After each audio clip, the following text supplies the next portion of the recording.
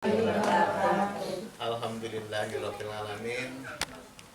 Wa bihi nasta'inu ala umuri dunya waddin wassalatu wassalamu ala asrafil anbiya'i wal mursalin wa ala alihi wa sahbihi ajma'in. Rabbi shrah li sadri wa yassir li amri wahlul 'uqdatam min lisani yafqahu qawli. Amma ba'du. Bapak Ketua Gerakan Ahmadiyah Indonesia Cabang Purbalingga, Bapak Imam Suwardi yang hormati, Bapak Saltiman yang hormati, Bapak dan Ibu-ibu, adik-adik yang saya hormati. Pertama-tama marilah kita panjatkan puji syukur kehadirat Allah Subhanahu wa taala. Alhamdulillah kelurahan Panjaran Sami tansah kinan dan sehat muatan Allah selawat Muhammad dan salam kita tunjuk kepada junjungan kita Muhammad sallallahu alaihi wasallam. Para bapak dan ibu yang hormati dan dengan Mukhtar sampun cekap kangge dimulai acara pengawasan menika. Monggo saluran Panjaran Sami kita buka bareng-bareng nggih. Kita buka bareng-bareng kali pengawasan umul kitab. Monggo menegakkan Al-Fatihah. Mau kacang.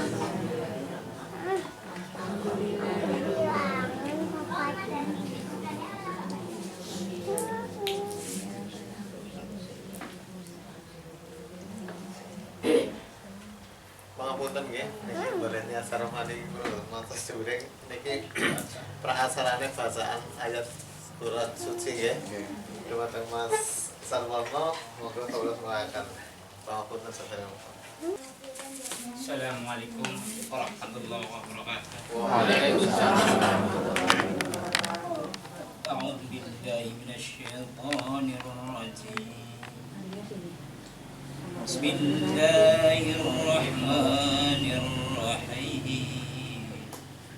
Saya nggak mau ini. Alif Lam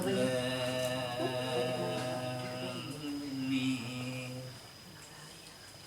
Dzalikal kitabu la raiba fihi hudan lil muttaqin. Alladzina ya'minuna bil ghaibi wa yuqimuna as-salata wa mimma razaqnahum yunfiqun. الذين يعملون بما أنزل إليك وما أنزل من قبلك وبالآخرة هم يوقنون أولئك على هدى من ربهم وأولئك هم المفلحون إن الذين كفروا سواء عليهم أأنذرتهم أم لم تنذرهم لا يؤمنون ختم الله على قلوبهم وعلى سمعهم وعلى أبصارهم غشاوة ولهم عذاب عظيم. Tapi aku mau makan nasi. Makan nasi. Aku Allah yang Maha Tahu.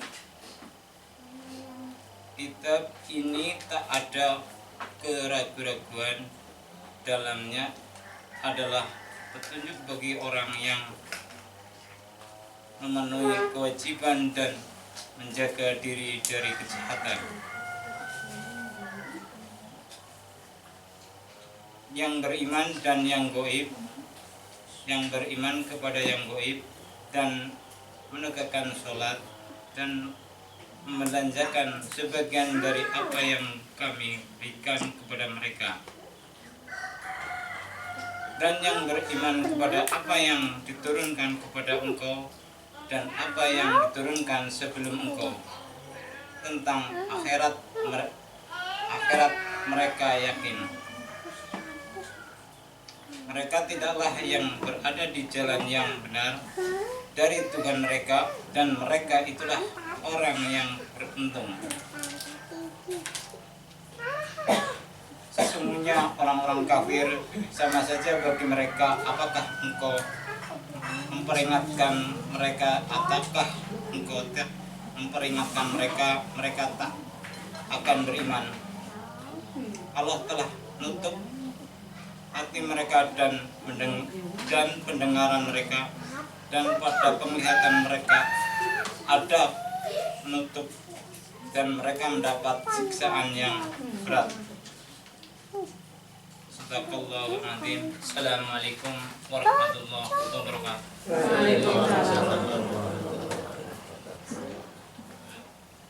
Bapak Ibu muslimin yang saya hormati, tadi bacaan ayat suci Al-Quran diambil dari surat Al-Baqarah. Bismillahirrahmanirrahim. Ahmadu wa nusalli ala Muhammad Rasulil Karim wa khatamun nabiyyin.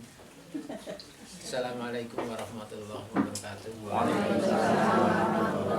Alhamdulillahilladzi hadana li hada wa ma kunna linahtadiya laula an hadana Allah. Asyhadu an la ilaha illallah wa asyhadu anna Muhammadan abduhu wa rasuluh. La nabiyya ba'd. Bapak, Ibu, adik-adik yang kami waktosi, monggo wonten ing kesempatan menika kita langkung rumin bersyukur kalian Allah Subhanahu wa taala ingkang tansah ngelimpahaken rahmat taufik hidayahipun dumateng kula panjenengan sami, sehingga wonten ing kesempatan menika kita saged pinanggihan mugi-mugi dados satunggaling silaturahim kita sebagai umat Islam, lan mugi termasuk bagian dari amal saenipun kula panjenengan wonten ngarsanipun Allah. Allahumma amin. Wonten ing awal kula mboten ajeng komentar kathah banget niki soalé wektune pun mboten awan nggih, niki mangke kathah ingkang mestinipun perlu maringi beberapa hal ingkang penting kangge cecepangan kita wonten ing pengabdian kita dumateng Allah Subhanahu wa taala. Wonten ing mriki sawetawis kula badhe ndumuaken satunggaling informasi ingkang mboten kalah pentingipun kalian virus corona nggih. Niki virus tapi sanes virus corona. Virusnya niku virus JAI. Kalau wingi kawula manggih wonten ing TVI News niku tasih wonten kelompok-kelompok yang tidak bisa bertahan dengan demam masa lalunya terungkap malih wontenipun kaitanipun dengan JAI. Kita sebagai umat Islam ingkang wonten ing pangandikanipun Rasulullah SAW terikat dalam persaudaraannya sebagai persaudaraan anggota tubuh, satu tubuh. Ikatan Islam itu menurut Rasulullah satu tubuh atau satu bangun. Padahal mestinipun menawi kita umat Islam saestunipun dereng Rasulullah sallallahu alaihi wasallam, anggenipun kita persederekan wonten ing Islam nggih, ukhuwah Islamiyah niku mestine tidak terpengaruh oleh hal-hal sing kinten-kinten saged merusak persaudaraan muslim atau ukhuwah Islamiyah ingkang dipun gambaraken kados dene anggota badan. Anggota badan upamane tangane salah napa niki ajeng dihakimi diketok mawon ora aja salah ngene niku. Dielingaken. Cara nang Islam kaya niku. Niku surat 6 sewidak sanga niku nggih. Temriku niku. ulama itu tidak bertanggung jawab pada kesalahan siapapun, tapi kewajibannya adalah mengingatkan. Jadi kalau saudara bersalah atau keliru dan sebagainya, kewajiban kita hanya mengingatkan. Surat 6 ayat sebitak songo mungkin jadi kita sebagai muslim itu benar-benar terikat ya oleh janji kita yang awalnya diucapkan dengan apa? Dengan pondasi syahadatain ya, syahadatain. Aku bersaksi bahwa tidak ada Tuhan kecuali Allah, dan aku bersaksi bahwa Nabi Muhammad adalah utusan Allah. Kalau kita sudah terikat itu, mestinya kita sebagai muslim ya bagaimana caranya kita mengikuti jejak Allah dan Rasulnya, tidak mengikuti hawa nafsu karena perbedaan, karena kesalahan, bukan itu. Tapi kembali kepada landasan-landasan yang telah diberikan Allah dan Rasulnya kepada kita sebagai umat Islam. Sebab apa? Kalau kita masih seperti itu, sepertinya tidak tahu bahwa Rasulullah dalam memberikan garis tentang jihad fi sabilillah, jihad di dalam Islam itu ada 3 hal ya: jihad kecil, jihad besar, dan jihad yang besar. Jihad kecil perang ya, melawan musuh. Jihad besar itu apa? Al-Quran dulu apa hawa nafsu dulu? Al-Quran dulu. Saya kira nafsu dulu Pak. Hawa nafsu ya, itu jihad pribadi, dan mestinya jihad yang paling besar adalah dengan Al-Quran, yaitu surat Furqan ayatnya 52. Apakah kita umat Islam belum bisa merasakan wahyu yang diberikan kepada kita sebagai satu pegangan agar kita hidup sesama muslim itu bisa apa? Ibarat satu tubuh atau satu bangunan. Yang dikata satu bangunan sudah sebagian itu dirusak. Coba bagaimana bangunan Islam itu? Akan rapuh kan? Apakah mereka ulama-ulama yang langitan itu tidak bisa berpikir sejauh itulah? Bukan berarti kita sebagai orang Ahmadi itu tersinggung sekali, tapi merasa kasihan kalau mereka yang katanya ulama harus dihormati, ternyata malah justru tidak bisa menjadi contoh. Yang mestinya mereka orang alim-alim itu sudah tahu betul tentang Quran, tentang Nabi Muhammad SAW. Inilah yang saya kadang-kadang sangat prihatin sekali di dalam masalah melihat hal seperti ini. Hanya karena permasalahan perbedaan, mengapa mereka itu berani melanggar petunjuk-petunjuk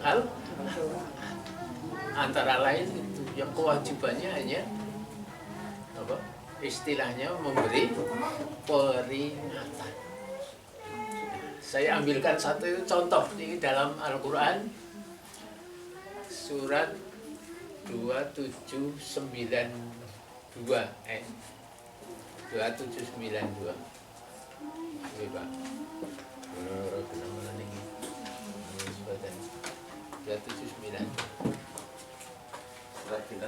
2792 coba kalau tidak kali itu. Surat 27 ayat 92.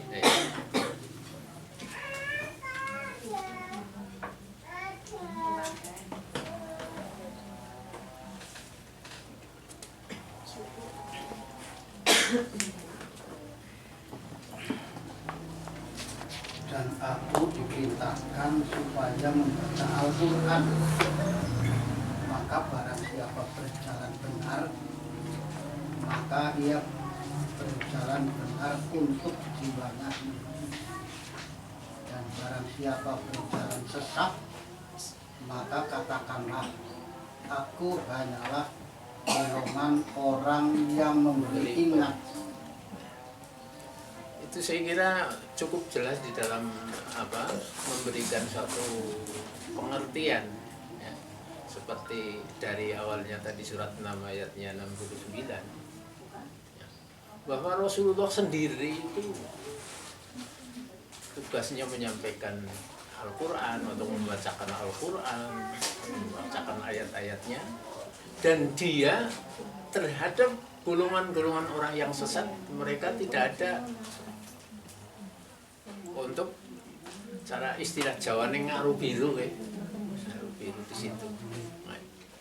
Tapi dia mengaku dirinya bahwa hanya sebagai pembawa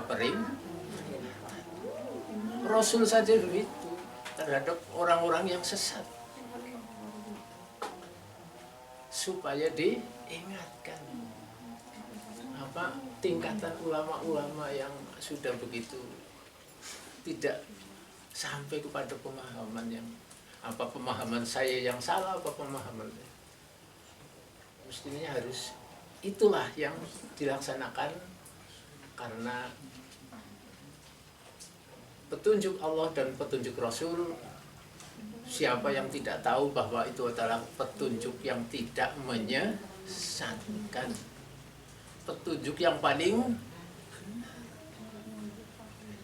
Mengapa kita umat Islam belum bisa bersikap seperti apa yang ditunjukkan di dalam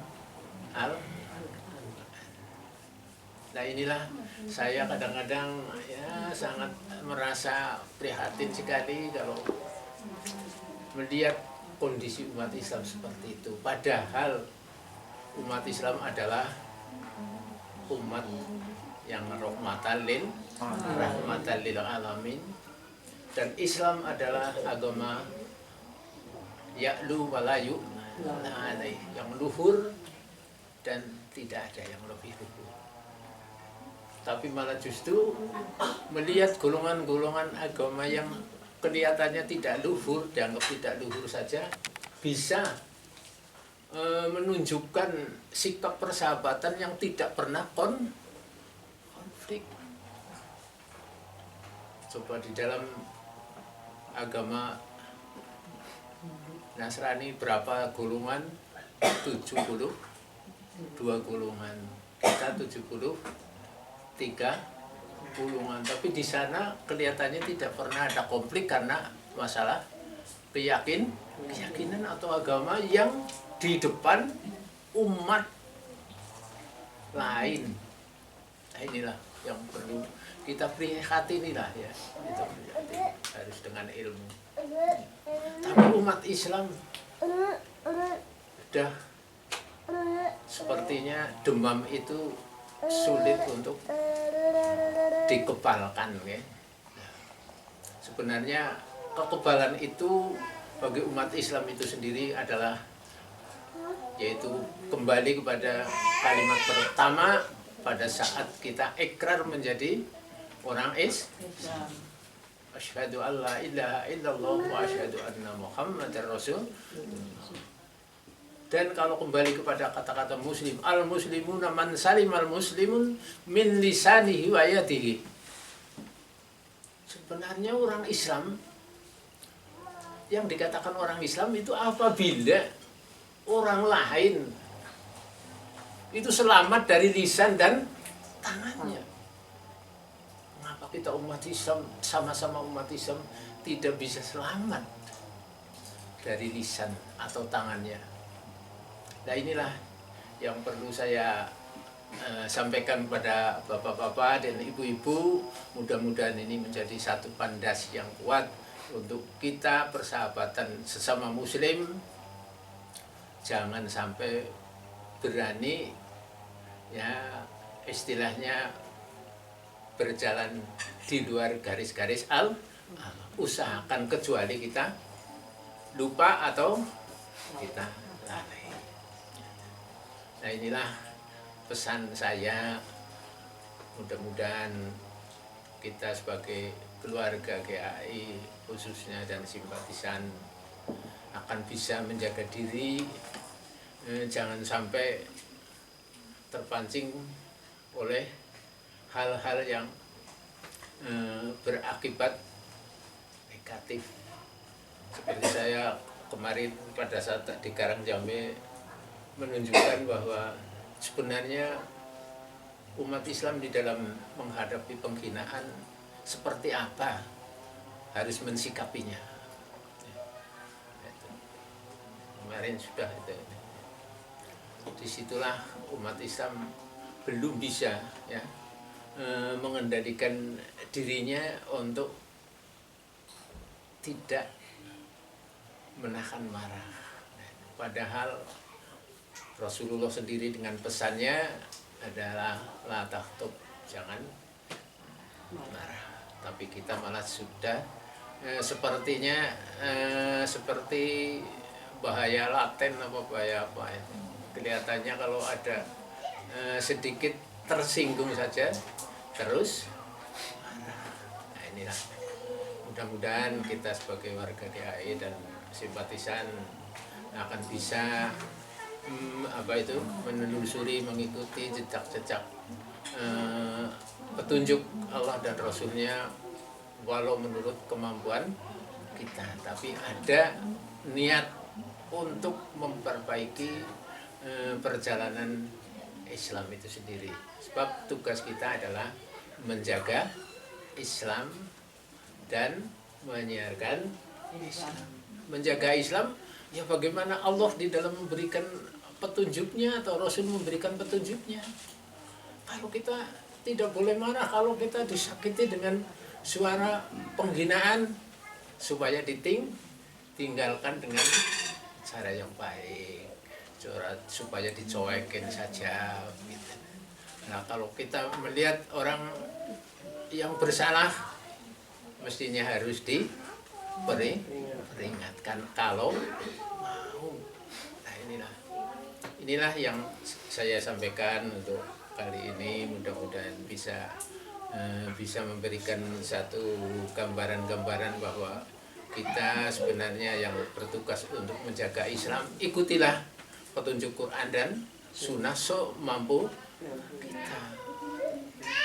Jangan petunjuknya Quran jelas-jelas, andai kata ada kebohongan, ya, itu Allah sendiri yang akan memberikan sanksinya, bukan kita yang memberikan sanksi. Kita supaya memberi peringatan, bro. Mengapa bisa kita itu menghakimi mereka? Nah inilah, mudah-mudahan bisa menjadi satu tambah dari saya untuk menjadi pegangan. Marilah bersama-sama persahabatan kita dengan sesama muslim, jangan sampai ada hal-hal yang dikarenakan karena perbedaan menjadi tidak suka. Walau di sini juga kadang-kadang perbedaan antara celana cingkrang saja jadi masalah. Tapi insya Allah kita itu jangan sampai, ya. Sehingga pada saat ada kegiatan dari kelompok celana cingkrang, hampir tidak boleh, tidak diberi kesempatan. Tapi kalau saya pasti saya bela di sini. Saya kira itu saja. Kalau ada hal yang mungkin kurang berkenan, saya mohon maaf. Dan kalau itu adalah satu petunjuk kebenaran dari Allah, mudah-mudahan akan membawa kebaikan bagi kita sekalian sebagai orang Ahmadi di dalam mengarungi pengabdian kita kepada Allah Subhanahu wa Ta'ala. Sekian saya akhiri, billahi taufiq wal hidayah. Assalamualaikum warahmatullahi wabarakatuh. Bismillahirrahmanirrahim. Nahmadu wa nusalli ala rasulil karim. Assalamualaikum warahmatullahi wabarakatuh. Waalaikumsalam warahmatullahi wabarakatuh. Bapak Ibu, pengajian yang kalau mati. Alhamdulillah pada siang hari ini kita dipertemukan oleh Allah di majelis ini.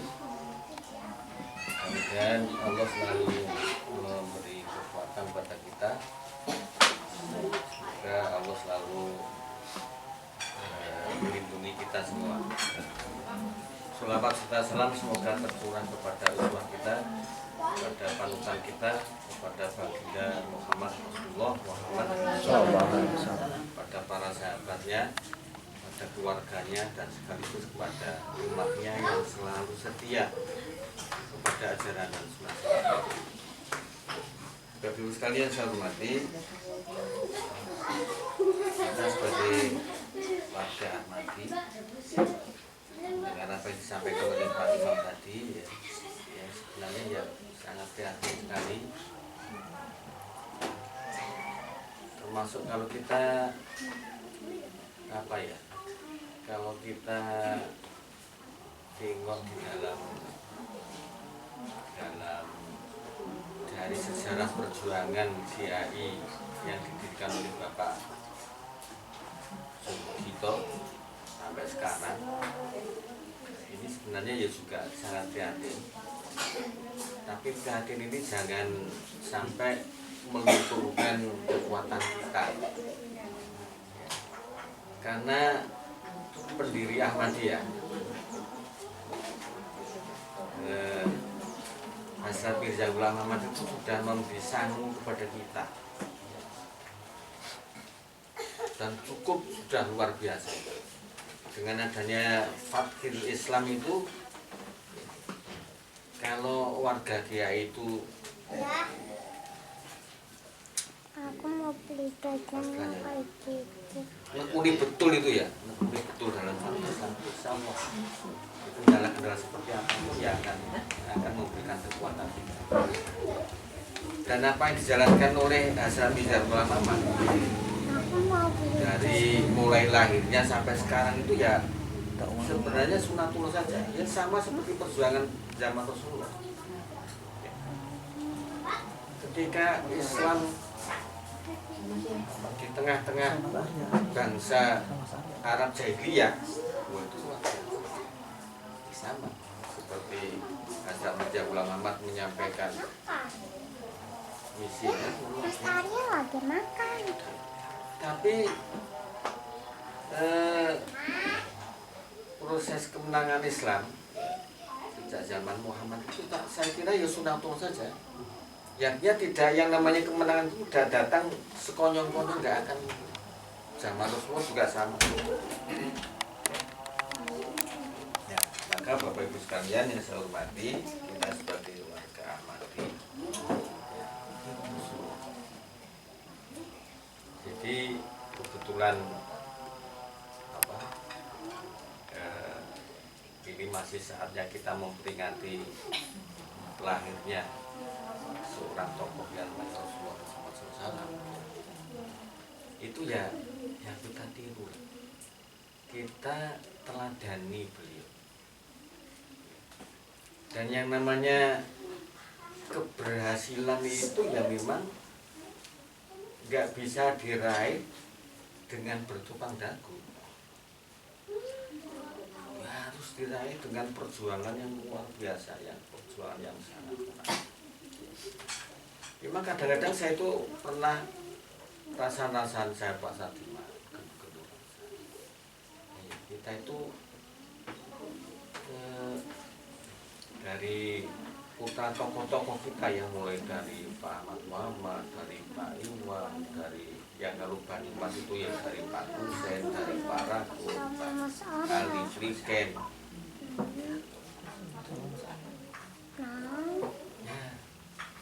Putra-putra ini kok nggak ada yang satu demi satu. Putranya Pak Hussein itu kalau nggak salah 11.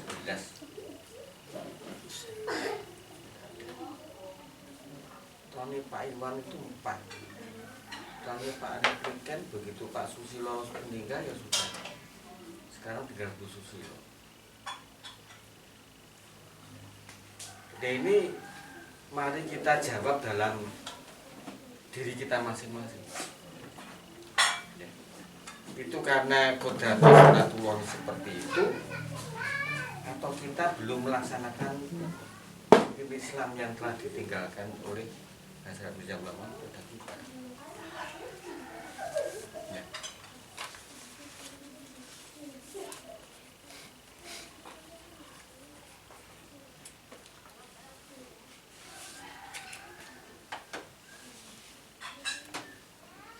Nah, ini perlu kita jawab.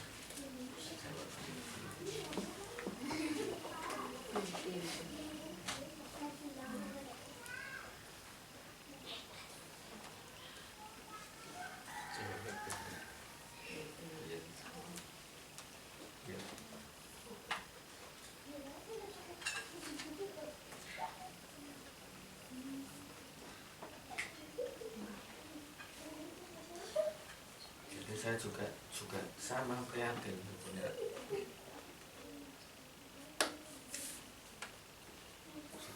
anak, apa itu juga punya turunan. Sudah saya tinggali Al-Quran, ya, pengajian ya saya, ya tapi ya itu saya serahkan pada Allah.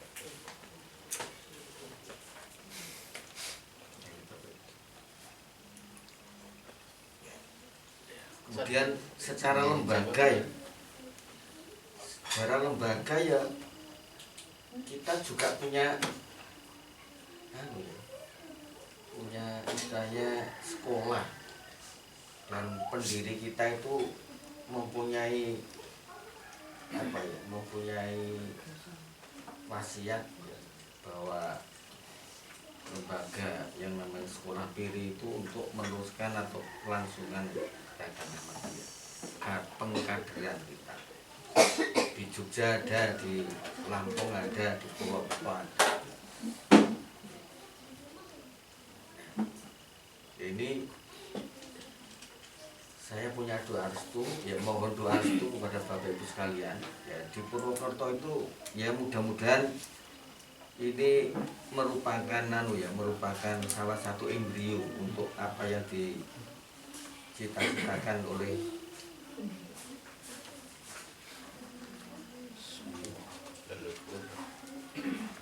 diri kita ya.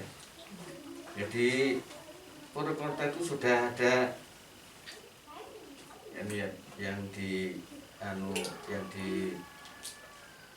pandikan oleh Pak Agung ini. Jadi Masjid Pejagalan itu satu-satunya masjid bersejarah untuk gerakan Ahmadiyah. Ini sekolah Piri sudah, Satrian ini sudah memulai kira-kira 4 bulan yang lalu ya. Itu pendidikan karakter ya, anak dikenalkan ibadah yang benar, baca Quran yang benar, karena selama belum ada istilahnya pendidikan karakter itu ya masjid itu sunyi senyap. Selama corona itu belum pernah untuk pengajian di sana dan belum berani.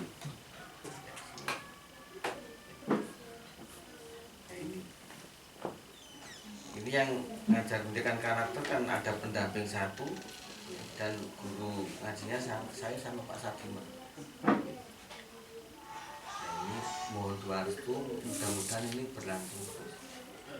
Walaupun nanti kalau sudah tatap muka semuanya datang, tapi Pak Agung sudah mempunyai niat baik itu. Pokoknya cita-citanya untuk itu jadikan pondok modern. Intinya itu sebenarnya untuk mengajarkan ajaran Ahmadiyah ini. Ora berseberangan karo golongan lain. Karena masih banyak saudara-saudara kita yang masih anti Ahmadiyah, ning ora ngerti Ahmadiyah iki opo.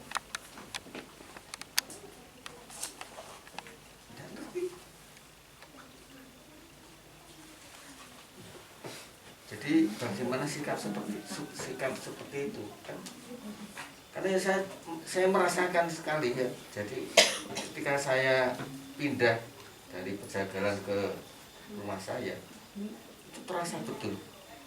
Ya kebetulan komplek saya itu kan komplek ya campur lah. Nah, kebanyakan orang Muhammadiyah. Itu nampak sekali. Tapi mereka nggak tahu yang namanya Ahmadiyah itu apa. Bahkan peristiwa kemarin yang saya tuh disuruh minum tak pulang. Sehingga orang yang yang tadinya yuk ada tanya lu, karena dia tahu sendiri bahwa ketika saya pernah ngimami saya, itu ada orang yang batasi sholat mundur, nggak jamaah.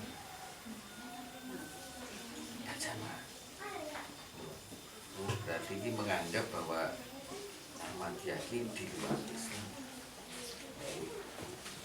Padahal yang namanya adane yang bisa ada, sholat yang bisa ada, mestinya seperti itu. Nah, sehingga saya akan menunjukkan aku ki sholat kalau ngimami sopo wae orang masalah. Saya tunjukkan waktu. Ya. Dan saya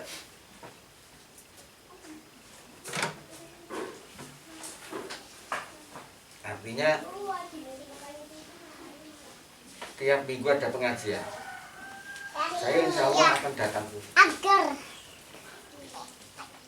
Dan sebenarnya ya ada misalkan pengajian yang bisikan itu tidak tetap walaupun tidak ya itu saya nggak akan, saya akan menunjukkan toleran. Jadi saya coba seperti itu, nanti apa istilahnya sikapnya bagaimana istilahnya.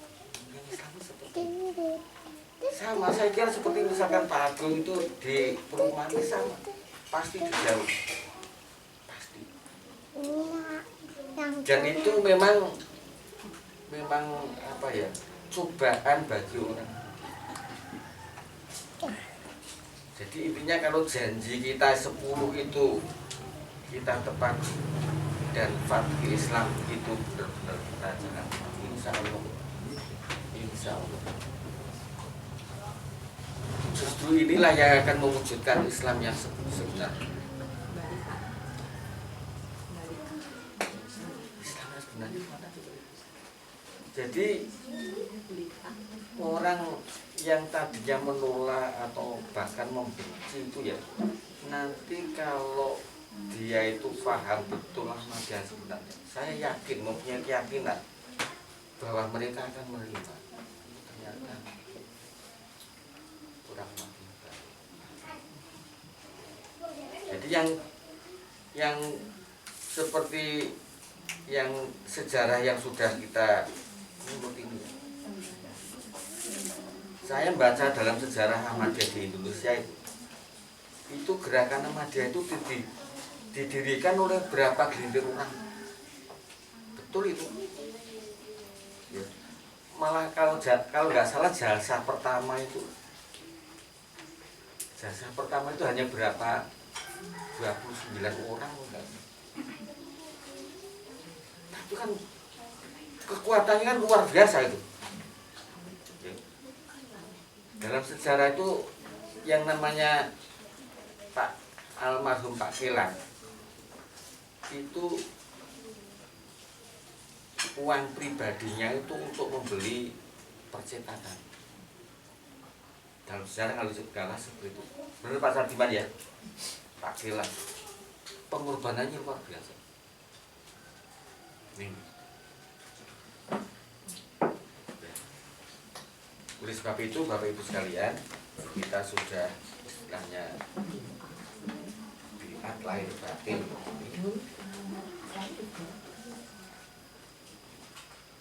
Nah, kemudian Bapak Ibu sekalian saya hormati, yang kaitannya kita menghormat kepada Rasulullah atau memperingati lahirnya junjungan kita Nabi besar Muhammad SAW, yang itu oleh Hazrat Mirza Ghulam Ahmad itu benar-benar dijadikan suatu rujukan dan teladan. Bahkan Hazrat Mirza Ghulam Ahmad itu keyakinan saya bahwa dia itu bayangannya Rasulullah. Ini surat Al-Jum'at itu ya, wa akhorina minhum lamma yalhaqu bihim. Itu bayangan. Juga kita bayangan. Jadi kalau orang menolak Mirza Ghulam Ahmad itu, ajarannya Mirza Ghulam Ahmad itu, beliau menolak ajarannya Nabi. Ini saudara-saudara kita menolak nggak ngerti. Rumah sana DE sing mereka yang paling benar, yang paling pengikut Rasulullah. Coba kalau kita perhatikan satu kata saja, sari ajarnya Mirza Ghulam Ahmad kalau bertentangan dengan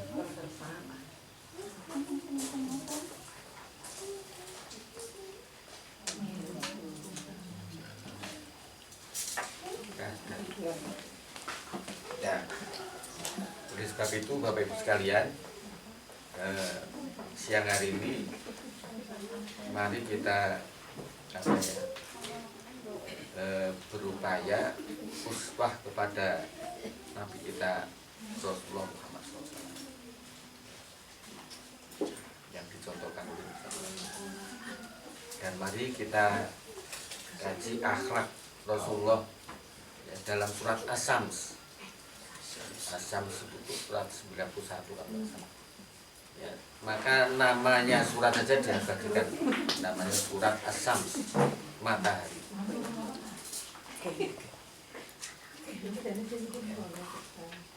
Sebab Nabi Muhammad itu diberi gelar oleh Rasulullah SAW, oleh Allah Subhanahu Wa Taala itu dalam surat 33 kalau nggak salah. Surat 33 ayat 45 sampai 46. Coba Pak.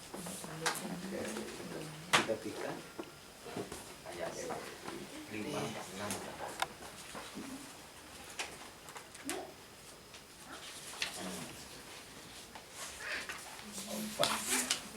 Wahai Nabi, Ya, sesungguhnya kami mengutus engkau sebagai saksi, sebagai saksi syahid dan mengemban kabar baik, dan sebagai juru ingat, dan sebagai orang yang mengajak kepada Allah dengan izinnya, dan sebagai matahari yang menerangi.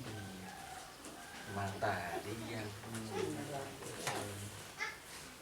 jadi Nabi Muhammad itu matahari.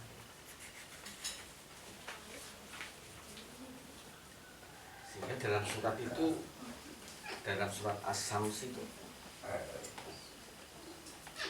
wasyamsi waduha, demi matahari dan cahayanya. Coba surat As-Sams Pak. Surat 91. 91 Ayat berapa Pak? ayat 1. Dari yang pertama. Demi matahari dan sinarnya, Iya. dan demi bulan tatkala meminjam cahayanya, dan demi siang tatkala memancarkan cahayanya, dan demi malam tatkala menutupinya, dan demi langit dan bangunannya, dan demi bumi dan terbentangnya, dan demi jiwa dan kesempurnaannya, maka ia wahyukan kepadanya jalan keburukan dan jalan kebaikan. Sesungguhnya beruntunglah orang-orang yang menumbuhkan jiwanya, dan sungguh merugi orang yang mengubur jiwa. Kaum Samud mendustakan Ya, dari itu aja. Ya. Jadi Bapak Ibu sekalian, surat An-As-Sams itu menggambarkan apa? Nabi Muhammad SAW demi matahari yang menyinari. Jadi ketika Nabi Muhammad belum lahir, itu bangsa Arab jahiliyah dunia itu gelap. Setelah Muhammad datang, memancarkan sinarnya, sinar Islam. Jadi dalam Quran itu antara Allah dan Rasulullah itu selalu digandengkan. Ada wawu atom.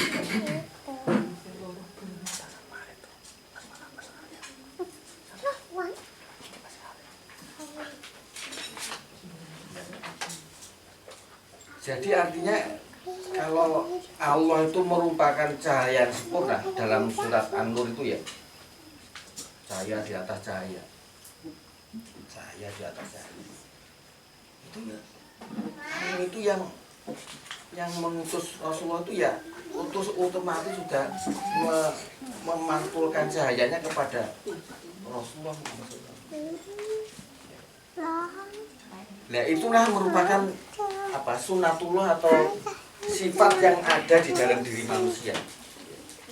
Umat Muhammad yang mampu memberikan pencerahan kepada siapapun, ya, kepada sesama manusia. Ini dia mempunyai sifat matahari.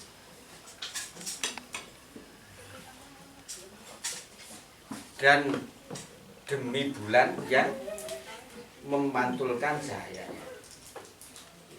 Jadi orang yang bisa memberikan pencerahan dan mendapatkan pencerahan, orang yang dapat sinar dan memberikan sinar, ini sifat.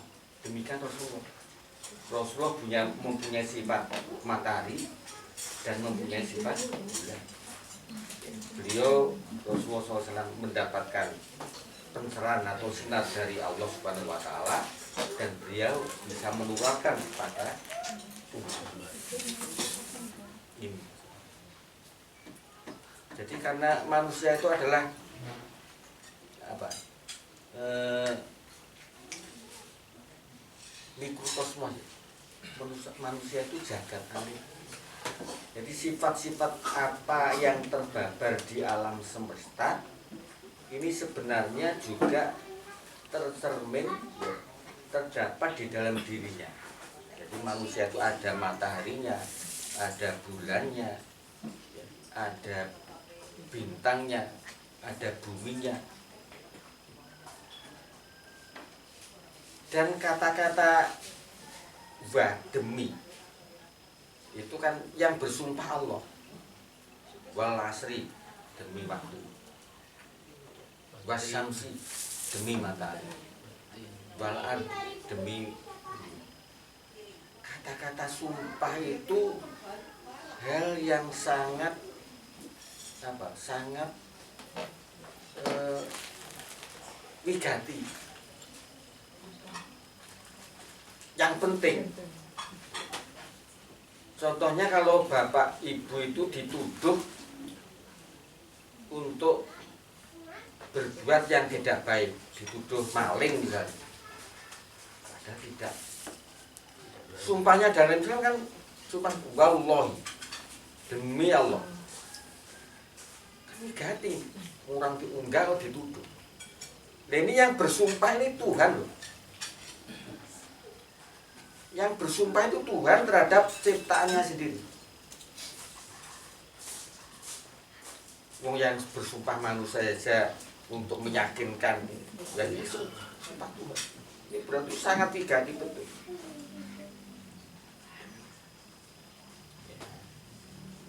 Jadi Bapak Ibu sekalian, ayat yang disampaikan Allah kepada kita tadi ini menggambarkan sifat Rasulullah.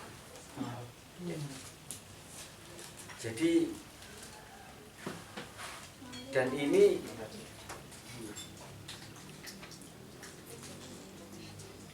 istilahnya sudah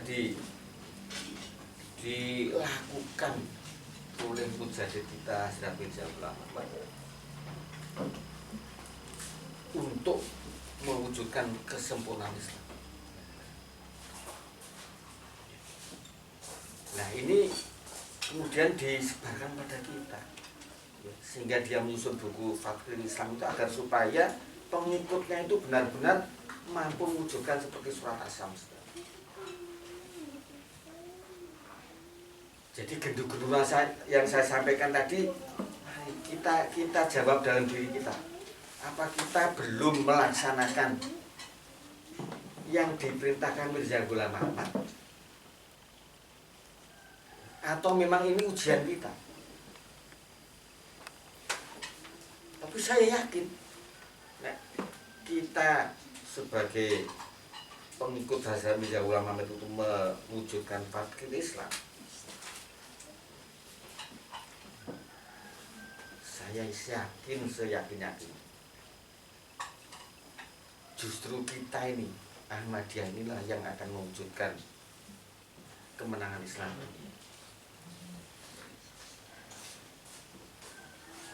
Dan atau mungkin barangkali saya dalam hati kecil saya ya, karena gelapnya dunia Islam itu kan diawali dari Barat. Dunia Barat itu memang gelap betul dalam ajaran Islam. Sehingga ajaran Mirza Ghulam Ahmad ini memang apa? Tepatnya atau istilahnya pasnya itu untuk dunia Barat. Jadi nek dunia Timur yang sudah masuk Islam itu malah hobi terhadap ajaran Islam. Kan sudah fobinya kepada ajaran yang yang sudah tidak sesuai dengan zamannya. Contohnya misalnya saudara kita yang berada di Nahdlatul Ulama atau Muhammadiyah. Muhammadiyah itu mestinya kan ikutnya kan dari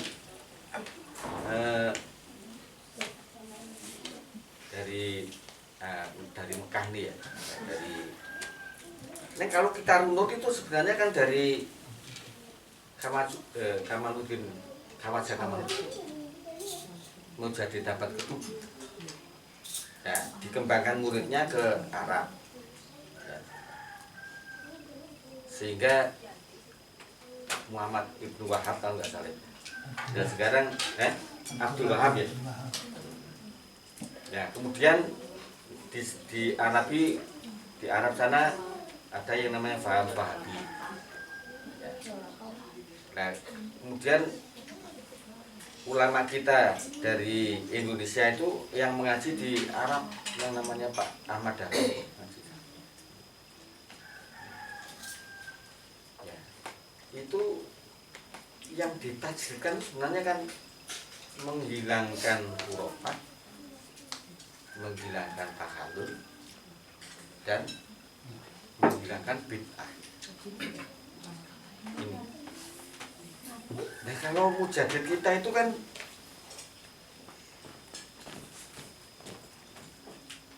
terkenalnya kan mujadid memperbaiki syariat dan thariqah. Itu kan sudah menyeluruh sebenarnya. Sehingga kalau kita itu sebenarnya kalau mengikuti ajaran mujadid itu kita tidak masalah dalam kegiatan Muhammadiyah, ada itu, ada ini. Itu sebenarnya. Nah karena ini sudah saudara kita yang terjun di Muhammadiyah misalnya, itu sehingga nggak akan menerima ajaran lain.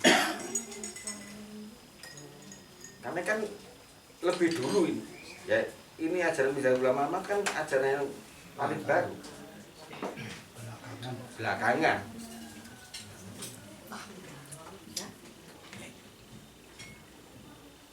Dan kemudian yang menjadi kendala lagi ajaran Mirza Ghulam Ahmad itu karena dipicu oleh ajarannya anaknya sendiri, yang sehingga melahirkan jenenge podo. sing siji Ahmadiyah Qur'an, sing siji ajaran Abdul dia. Ini mungkin barangkali unek-unek sehingga orang gebiahu ya. Terus pokoknya Ahmadiyah kajarke ya Mirza Muhammad hari Nabi. Mirza Muhammad itu nek golongan lain dikafirkan. Ya barang ini barangkali yang memicu orang Ahmadiyah tidak boleh berjamaah dengan orang lain. Ini barangkali yang memicu besar terhadap langkah.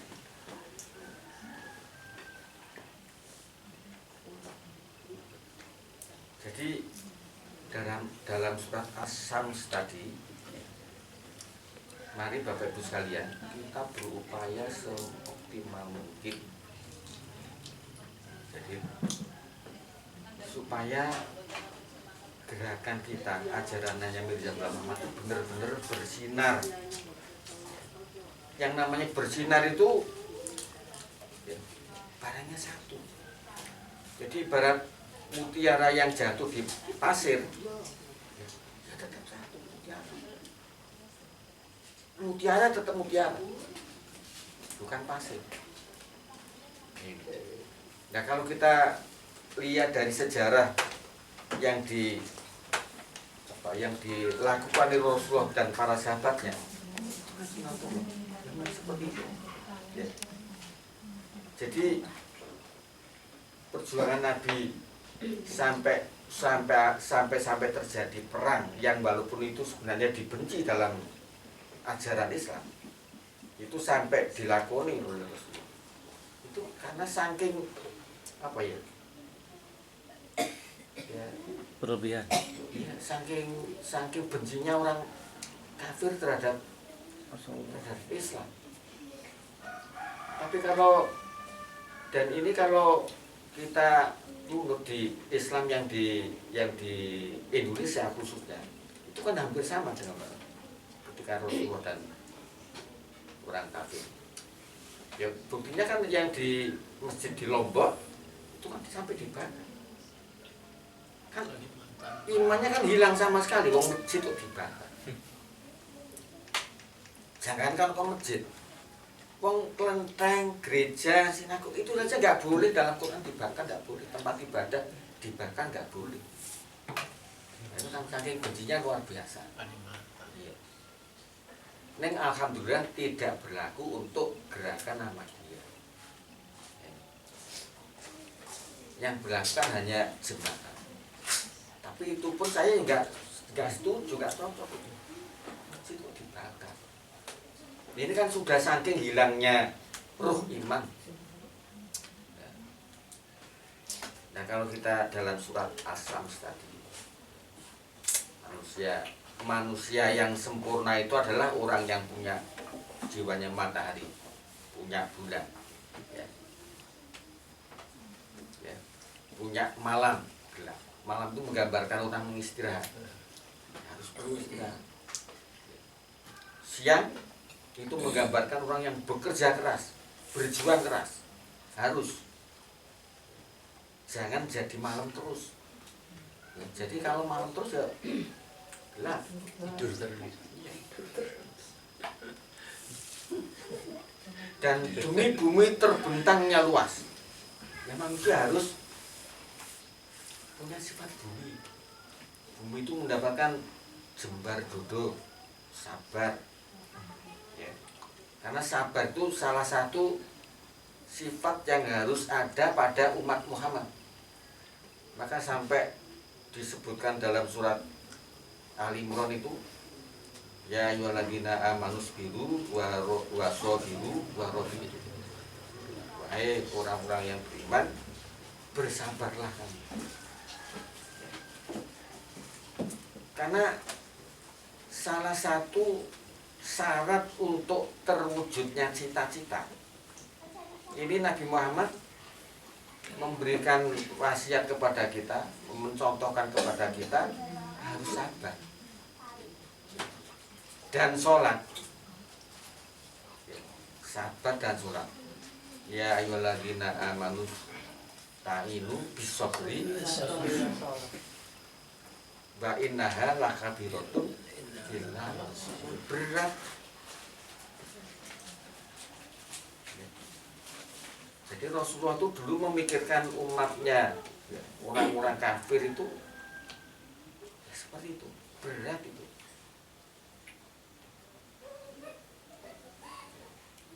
Tapi mulia, menjadi pengikut rahmat, mulia, dan demi bumi yang berguna.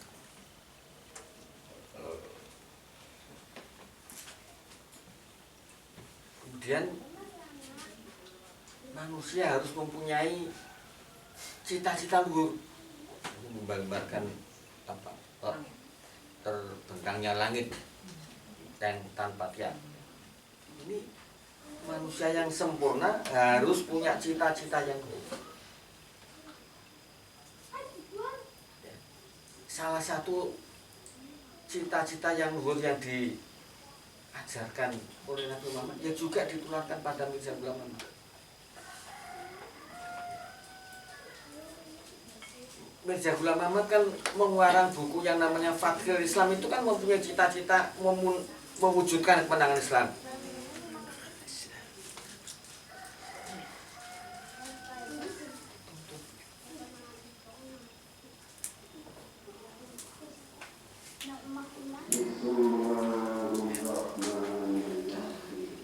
Ini Bapak Ibu sekalian, jadi dalam surat As-Sams tadi, mari kita jabarkan dalam hati kita masing-masing, ya. Semoga materi yang ada di dalam jiwa kita, hiburan yang ada di dalam jiwa kita,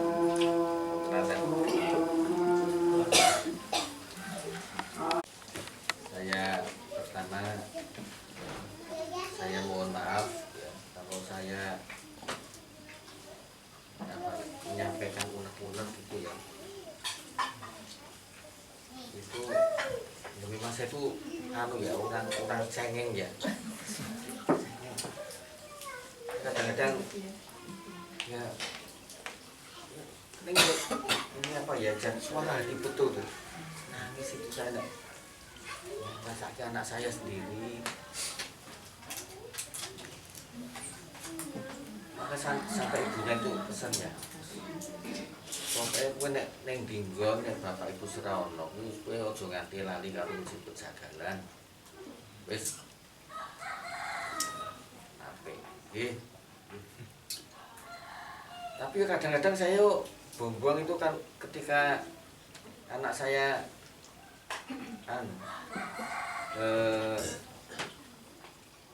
ditanya oleh seorang pendeta, Pak Bos. Karena rumah sakit Cai Manuel itu kan ada kepalanya. Itu ditanya tentang Isra Mi'raj. Isra Mi'raj, Anda orang Islam ya? Dokter tahu tentang Isra Mi'raj Nabi? Ya sedikit banyak tahu. Itu Isra Mi'raj Nabi itu jasad dan rohnya apa hanya rohnya saja? Ya, itu saya kurang paham. Itu mungkin bapak saya gitu. Karena saya ya itu kudune kowe ya sering maca dadi soal. Mungkin karena dia ngetes ya kan kalau keyakinannya si siapa Nabi Isa itu kan diangkat ke langit ya. Jadi berarti kan ajar kan podo mungkin itu. Ini Bapak Ibu sekalian ya. Mudah-mudahan bermanfaat ya. Dan mudah-mudahan kita menjadi pengikut Hazrat Mirza Ghulam Ahmad yang benar-benar ikut serta berperan serta di dalam mewujudkan Fathul Islam. Kendalanya seperti apapun, mari kita berjuang. Kita hanya amanat. Pada anak pun kita nggak bisa memaksa. Pada siapapun kita nggak bisa memaksa. Kita hanya mengajarkan. beruswah kepada Rasulullah. Mungkin kurang lebihnya mohon maaf. Wassalamualaikum warahmatullahi wabarakatuh. Bapak Ibu yang kami hormati, tadi telah dibawa oleh Pak Anwar.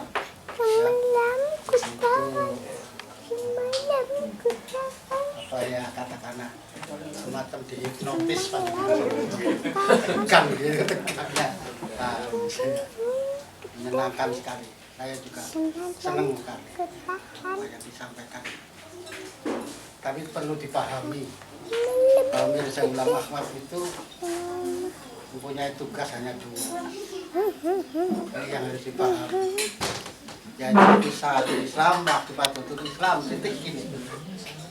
Sangatul Islam bukan Sangatul Ahmadiyah. Ya. Sehingga kalau kita kembali apa yang menjadi tugas Mirza Ghulam Ahmad sebenarnya sekarang sudah terlaksana. Karena Islam kok, Sangatul Islam. Kita nggak usah ngurusi yang lain-lain, itu urusannya Tuhan. Perkara mereka mau masuk Ahmadiyah atau tidak itu bukan urusan kita. Tugas kita hanya menyampaikan saja. Ya, jadi kalau kita umpamanya kok anak-anaknya tidak mau mengikuti kita dalam arti masuk menjadi anggota, itu urusan mereka. Ya kan? Kita sudah dicontoh itu. Jadi nggak perlu repot-repot sebenarnya. Kita tugasnya ini hanya berbuat saja, berbuat itu. Ya, jadi tidaklah diwajibkan untuk mengahmadiyahkan orang. Ahmadiyah itu sebenarnya hanya sebagai bungkus saja lah. Bungkus sejarah membuktikan bahwa dulu saya kenal dengan Pak Imam tidak menggunakan bendera. Tanya orangnya masih hidup. Begitu dia bicara dengan saya, sekali saja bicaranya. Pak Imam mengundang saya, Pak Sardiwan jalan ke tempat saya. Hampir setiap hari, setiap malam, Bu Imam yang terganggu itu. Itu orangnya ada. Jadi kalau kita di dalam menyampaikannya, minimal mereka mesti tidak ngoyak-ngoyak kita, tidak membenci kita, tidak mencemooh kita, tidak menghina kita. Kalau saya dileduk di lingkungannya sana, sekarang nyaman banget. Dulu tuh ya, kalau ajarannya seperti itu, Pak Sardiwan tidak usah menyampaikan ajaran itu di sini, di kolekannya panjenengan saja. Begitu, wong adzan saja sampai ya seperti Pak Anwar itu. Tapi sekarang nyaman karena salah satu yang menjadi andalan pengajian di situ adalah saya gajinya. Karena nawang pinter lah Pak, yang ngomong terdidik ya nawang pinter ya. Karena di keling-kelingan saya, ya boleh lah kan ini sombongnya boleh. Tapi yang jelas alhamdulillah. Ya, ajar saja nggak boleh kok, apalagi isi pengajian. Sekarang malah diserahkan sepenuhnya, monggo. Alhamdulillah. Ya. Saya hanya kan itu yang pertama. Yang kedua, tadi Pak Anwar kok menyinggung-nyinggung masalah apa kejagalan. Jadi saya akan menyampaikan kepada Pak Agung, mumpung Pak Agung di sini. Walaupun di sana kadang-kadang belasekan. Ya, jadi dari apa itu touring Al-Quran, saya mendapat satu kebanggaan tersendiri karena banyak teman-teman kita yang wah kok ini sejak dulu ya Pak Agung. Jadi istilahnya dia tergugah bahwa dirinya itu memang pengen baca Quran tapi orangnya masih bina itu. Nah sekarang ini ada sebagian yang memang sampai keceplos itu bakal Ratna, Bu Nur itu kan saya cocok sekali dengan itu. Itu dari guru. Kalau dari anak-anak sih saya yakin senangnya kan kalau saya tanyakan karena memang pembinaan karakter ya. Jadi saya hanya dari pendidikan yang sangat sederhana diperkenalkan. Nyapu itu sebenarnya kan sederhana sekali, tapi itu pendidikan karakter anak-anak dong gitu loh. Contoh yang sangat sederhana, Anda disuruh untuk nyapu Dikiranya nyapu itu enteng, gampang dan sebagainya, sepele, tapi itu penting. Kalau tidak diperkenalkan itu pendidikan yang sangat sepele, sangat rendah. Tapi anak jadi oh iya, saya harus tahu yang namanya pekerjaan, di mana saya berada, mungkin di tengah-tengah keluarga dan sebagainya. Jadi kami mohon pada Pak Guru yang untuk dikembangkan lagi, dimajukan lagi. Iya, baik gurunya maupun siswanya. Iya, karena hasilnya sangat kelihatan sekali, sangat menyolok ya, bagi anak-anak. Saya gambarkan bahkan Lailatul Qadar diberikan 1 hari, tapi selamanya kalau kamu melaksanakan ini lebih baik daripada 1000 bulan. Makanya turunnya malaikat dong itu loh, sampaikan itu dong. Oh, Tuhan, jadi sekali lagi ya mohon Pak Guru untuk bisa dibina. Dan ini sangat efektif walaupun 1 hari. Kadang-kadang laki-laki disuruh untuk komat saya salah, hampir semua salah. Nah kalau tidak ada itu salah terus. Kot komat di Solo, kot komat di Solo. Itu kan nggak ada bahasa seperti itu. Muncul mesti itu kot komat di Solo. Saya tunjukkan itu asal katanya dari itkomati, bukan itkomati. Jadi harus komatis sholat, bukan komatis sholat. Hampir seluruhnya salah. Nah, itu saja, karena waktu saja. Ya, usahawan ini. Terima kasih. Assalamualaikum warahmatullahi wabarakatuh. Saya ini Gajah Pak Sardiman, ini saya tadi juga dengan Pak Anwar ini sharing lah. Kalau yang kemarin itu ada tamu dari ya teman biasa. Tapi ya kadang-kadang mau cerita pengertian-pengertian yang terkait dengan masalah keagamaan. Nah kemarin itu persisnya ada menyinggung cerita tentang Nabi Adam melanggar. Artinya melanggar aturannya Tuhan kan seperti itu pada umumnya umat Islam kan pengertiannya itu. Jadi yang melanggar yaitu Nabi Adam melanggar larangan Tuhan sehingga dia dikeluarkan dari surga.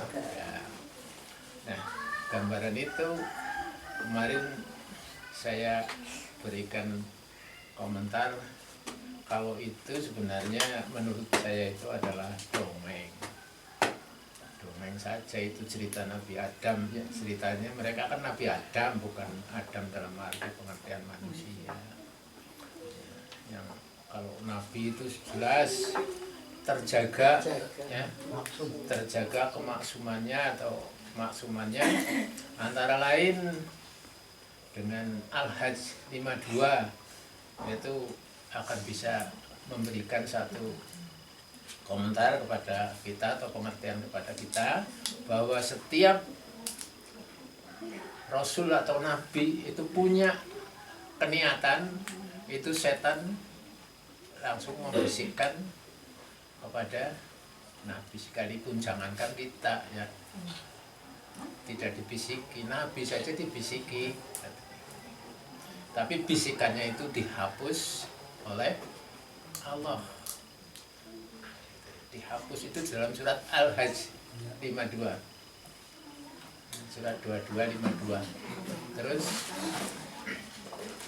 saya komentari bahwa dengan adanya Adam di situ bukan Adam dalam arti Nabi Adam yang ceritanya juga manusia pertama ya.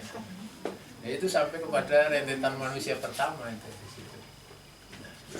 Dan pelanggaran Nabi itu jelas sesuatu hal yang tidak etis lah ya, tidak etis.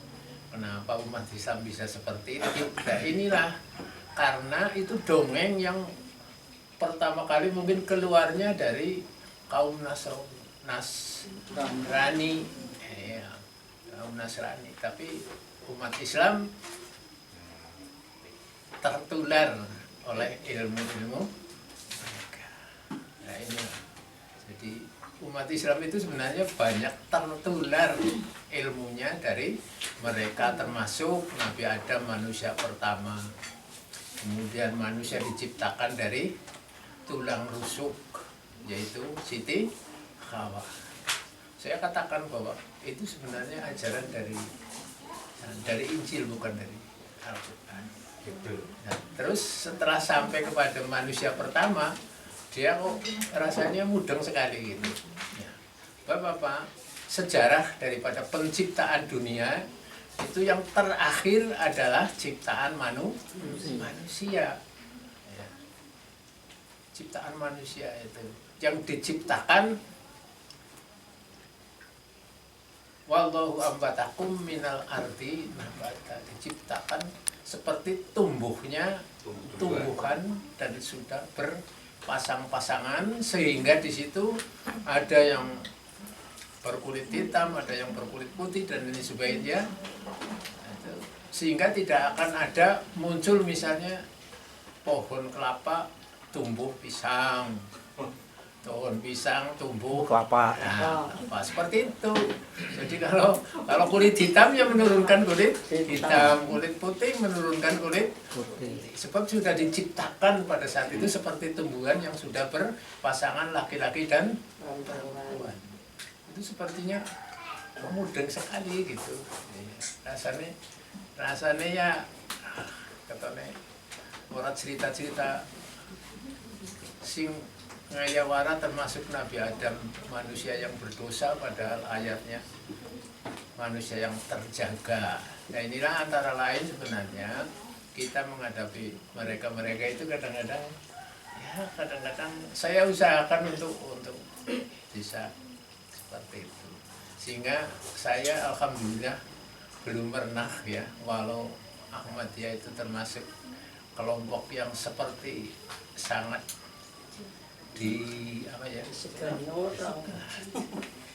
sangat dibenci atau disingkiri, ternyata ya belum pernah ada sentilan sedikit pun, termasuk pertanyaan saja yang kira-kira nyentil, belum pernah, alhamdulillah. Dan yang saya hubungi kadang-kadang yang banyak itu orang-orang Muhammadiyah. Kalau orang NU yang sulit, permasalahannya apa? Dia itu tetap kalau ditunjukkan ayat kembalinya kepada guru, pada kiai. Ini pengalaman saya yang saya terjun ke masyarakat dalam pendalaman masalah kaitannya ilmu. Jadi memang kalau di NU itu ya satu-satunya istilahnya andalannya itu memang ulama ya. Jadi kalau toh kita menunjukkan ayat itu harus bersama ya. Ini bedanya kalau Muhammadiyah tidak. Lain-lain Pak. Ini pengalaman-pengalaman yang saya tempuh pada saat kita kadang-kadang bergaul. Saya sering silaturahmi ke tokoh-tokoh Muhammadiyah. Terus termasuk ini perihal hadis yang terkait kematian. Hadisnya bagaimana? Idza mata ibnu Adam inqata'a amaluhu illa min salasin. Sadaqatin jariyatin aw ilmin yuntafa'u bih aw waladin shalih. Saya ingat sekali dulu pada saat saya masuk beragama itu, pada saat upgrading saya diberi pengertian tentang orang kafir itu adalah mayat hidup, ibarat mayat hidup. Jadi mayit tapi urip batin itu. Jadi kalau di Qoleha Muhammadiyah memang kalau toh ada keluarga kematian, maka tidak seperti tradisi-tradisi pada umumnya kiriman doa dengan yasin dan lain sebagainya. Kalau dia mau tidak ada. Itu memang pengertiannya memang sangat saya pernah 2 kali menanyakan kepada Muhammadiyah tentang teksnya itu, teks hadis yang mengatakan pada orang kafir ibarat mayit hidup. Pak Suri itu guru termasuk Muhammadiyah. Saya tanyakan, rapal sih. Tapi saya ingat, tapi setelah saya membaca Al-Quran, ingat ketemu dalam surat 11, surat Hud ya. Surat Hud ayatnya 24. Ya. Gambaran 2 golongan. Gambaran 2 golongan, golongan kafir dan golongan mukmin. Ayat berapa Pak? 24. Perumpamaan 2 golongan itu adalah seperti orang buta dan tuli dan orang yang melihat dan mendengar. Apakah mereka sama keadaannya? Lalu apakah kamu tak memperhatikan? Nah, itu orang buta kan otomatis orang buta, orang yang tidak bisa mendengar, tidak bisa melihat, otomatis gambaran mati kan. Orang mati ya jelas orang bisa ndeleng, orang bisa ngrungokaken. Tapi nang kono anggere wong bisa ndeleng, bisa ngrungokaken berarti urip. Nah, yang hidup inilah yang diibaratkan adalah orang yang beriman. Sehingga anak soleh itu sebenarnya arahnya adalah ke arah orang yang mati rohani, yaitu orang yang belum beriman. Sehingga itulah garapan kita orang-orang yang beriman untuk mengimankan mereka, sehingga nanti yang akan bertanggung jawab di hadapan Allah adalah betul-betul amalnya sendiri, bukan ngendel-ndelna amal kiriman. Orang ngendel-ndelna amal kiriman. Sebab apa? Sudah semuanya sudah terputus. Lihat surat 694. Sudah segalanya. Nah ini ya mudah-mudahan ini bisa menjadi satu renungan, mungkin PR baru untuk kita, sehingga sebenarnya penting anak soleh itu yang dihidupkan adalah yang mati rohani, bukan doanya itu untuk yang mati. Sehingga nanti kalau sudah beriman kan berarti punya amal soleh.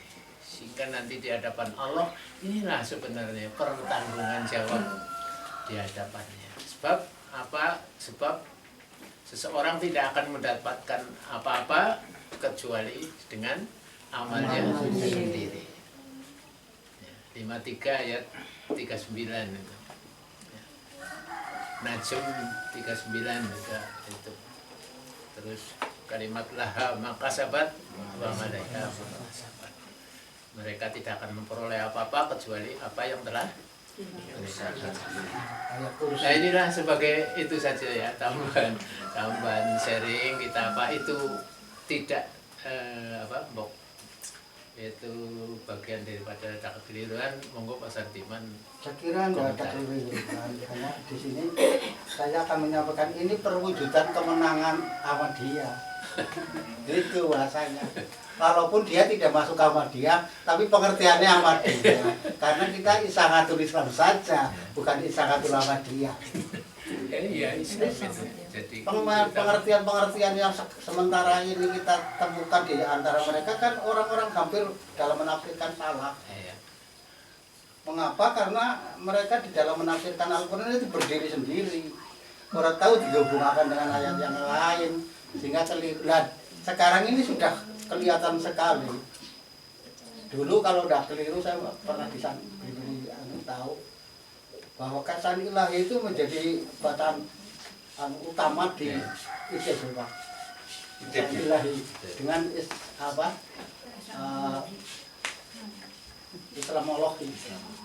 Jadi sebenarnya ya kita khawatir ya tidak, karena memang urusannya kita itu hanya menyampaikan dakwah. Perkara hasilnya urusan itu siapa ini? Iya. Saya kira itu Pak. Terima kasih. Mungkin ada yang lain lagi mau menyampaikan. Sampun cekap. Sudah cukup. Ambil mani. Ya, mudah-mudahan mungkin pertemuan di Purbalingga nanti di minggu kedua insya Allah ya, masih di Karangjape barangkali. Mudah-mudahan kita bisa mengikutinya kembali dan mudah-mudahan kita juga sehat walafiat. Demikian Bapak dan Ibu yang kami hormati, acara pengajian pada siang hari ini mudah-mudahan dan insya Allah menambah pengetahuan kita tentang Islam yang sebenarnya. Demikian yang bisa kami sampaikan, dan apabila kami dalam membagikan waktu kurang pas di panjenengan semua, kami mohon maaf yang sebesar-besarnya. Marilah kita tutup dengan bacaan hamdalah bersama. Billahi taufiq wal hidayah. Astagfirullahaladzim. Wassalamualaikum warahmatullahi wabarakatuh.